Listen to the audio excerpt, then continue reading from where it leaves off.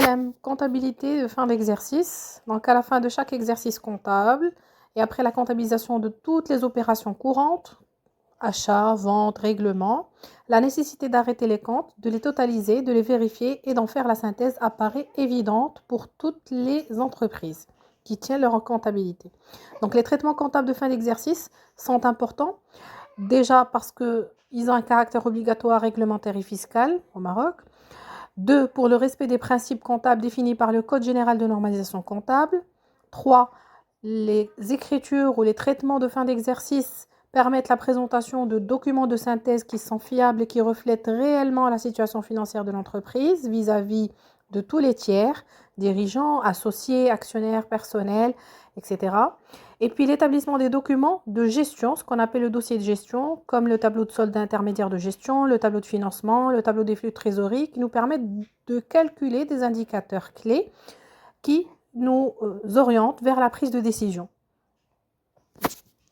Salam. Pour les opérations comptables de fin d'exercice, il faut maîtriser les amortissements, les provisions pour dépréciation des éléments d'actifs, les provisions pour risques et charges, les régularisations comptables des produits et des charges, et finalement, le rapprochement bancaire. L'amortissement concerne les immobilisations amortissables, ça veut dire les immobilisations qui sont autorisées à être dépréciées de manière certaine et définitive.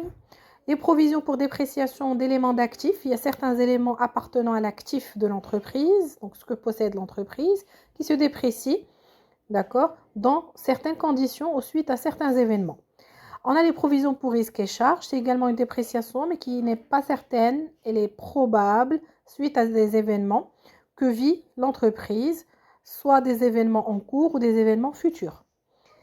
Ensuite, régularisation comptable des charges et des produits. Donc, on essaie d'appliquer le principe de spécialisation des exercices, qu'on appelle aussi le principe d'indépendance ou le principe de séparation des exercices.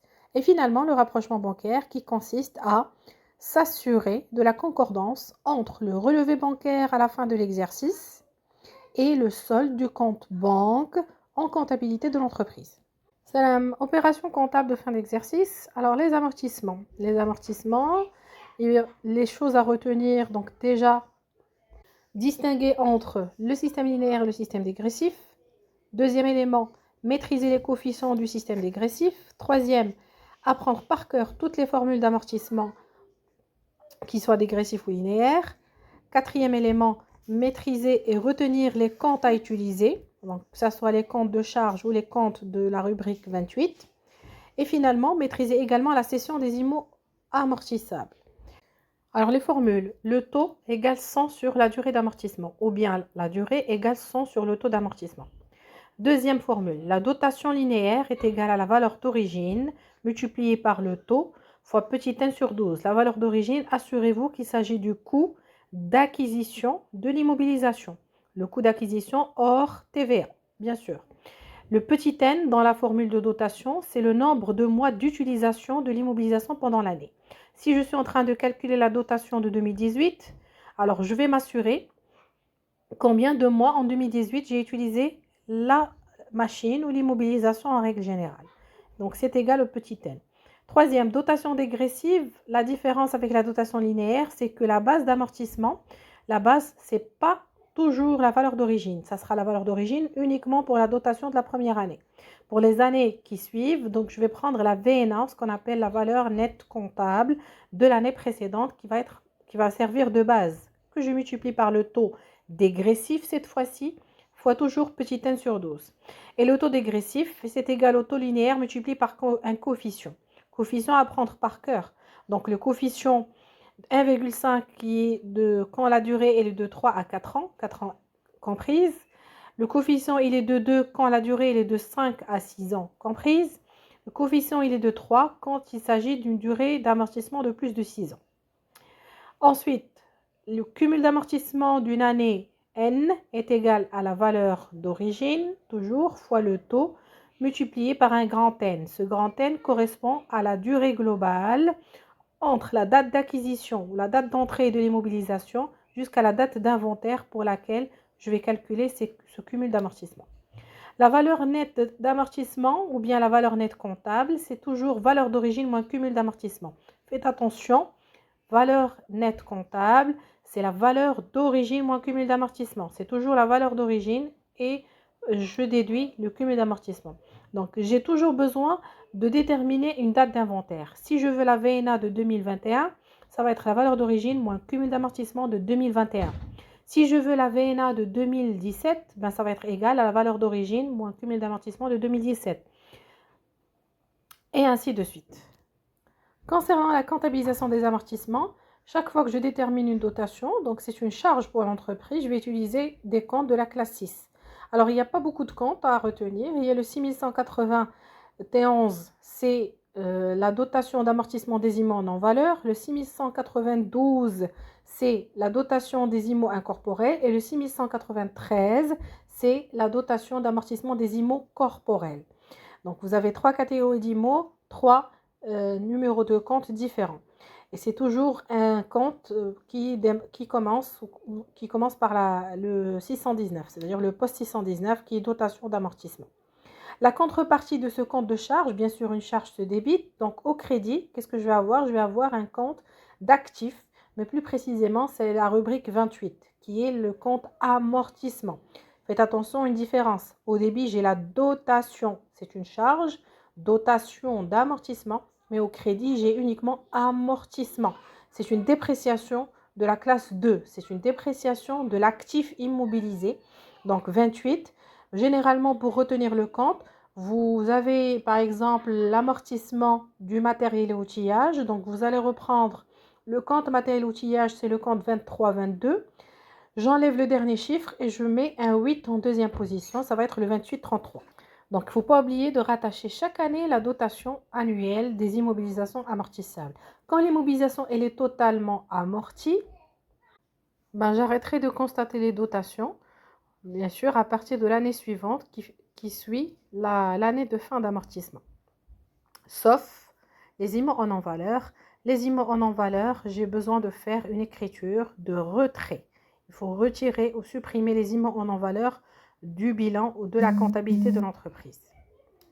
Pour ce qui reste des autres catégories d'immobilisation, incorporelle ou corporelle, si c'est totalement amorti, je ne fais aucune écriture et je n'ai pas le droit de retirer.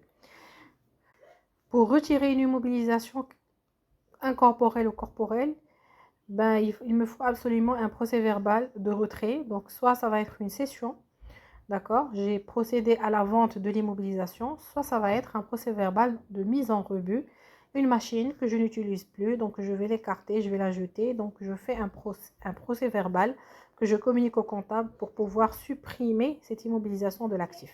Mais sinon, une IMO totalement amortie, c'est pas systématiquement une IMO retirée. J'arrive au dernier point à maîtriser, c'est la cession des immobilisations amortissables. En matière de cession, donc il faut savoir que la cession de l'immobilisation constitue une opération non courante. Quand je dis opération non courante, donc en matière de comptes de CPC, c'est-à-dire les comptes de produits et de charges, vous allez utiliser des comptes de la rubrique 65, charges non courantes, et des comptes de la rubrique 75, produits non courants. Pourquoi? Parce que ça entraîne un résultat non courant quand je fais une cession d'IMO. Pourquoi je les qualifie de non courant? Parce que l'entreprise, son activité principale, ce n'est pas la cession d'immobilisation, mais c'est peut-être vendre des produits finis, vendre des marchandises, n'est-ce pas? Donc, toute opération de cession d'immobilisation, ça sera exceptionnel. Donc, ce n'est pas une opération qui est courante. Elle est non courante. Alors, en matière de cession d'immobilisation, il faut distinguer deux cas de figure. Le premier cas, c'est quand j'ai une immobilisation qui est totalement amortie. Une immobilisation totalement amortie génère deux écritures. Première écriture, sortie de l'immobilisation, en débitant le compte 28 et en créditant l'immobilisation. Donc, je vais sortir de l'actif, la classe 2. Deuxième écriture, c'est la constatation du prix de vente ou du prix de cession. Pour cela, je vais débiter un compte de trésorerie ou un compte de créance et je vais créditer le compte 75. On vient de parler de produits non courants, donc c'est le compte produit de cession des immobilisations cédées. Deuxième cas de figure, c'est le cas d'immobilisation qui n'est pas totalement amorti. Donc, quand je dis une immobilisation qui n'est pas totalement amortie, ça veut dire que l'amortissement continue toujours et donc j'aurai forcément une dotation à calculer pour cette année. Mais ça ne va pas être une dotation annuelle, ça va être une dotation sur les mois d'utilisation pendant l'exercice de session.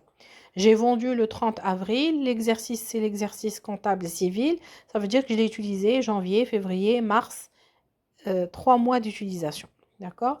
Donc j'aurai une dotation complémentaire à comptabiliser, certainement ou très souvent avec prorata temporis. Donc première écriture, un compte de charge dotation d'amortissement et au crédit le compte 28 d'amortissement.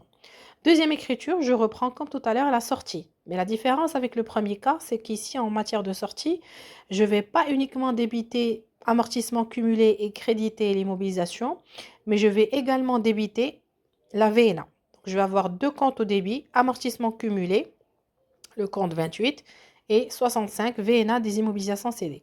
Et au crédit, l'immobilisation qui est sortie, c'est la classe 2. Pourquoi? Parce qu'ici, j'ai absolument besoin de déterminer la VNA parce que je n'ai pas l'équilibre de l'écriture. Si je garde amortissement cumulé et l'immobilisation, valeur d'origine, ben c'est pas le cas. Parce que amortissement cumulé, il est inférieur à la valeur d'origine. On vient que l'immobilisation n'est pas totalement amortie, donc cumul d'amortissement n'a pas encore atteint la valeur d'origine. Voilà. Et puis, troisième écriture, c'est toujours banque ou bien créance au débit et je crédite produit de cession des immobilisations cédées. Pour quelle valeur? Pour la valeur de cession.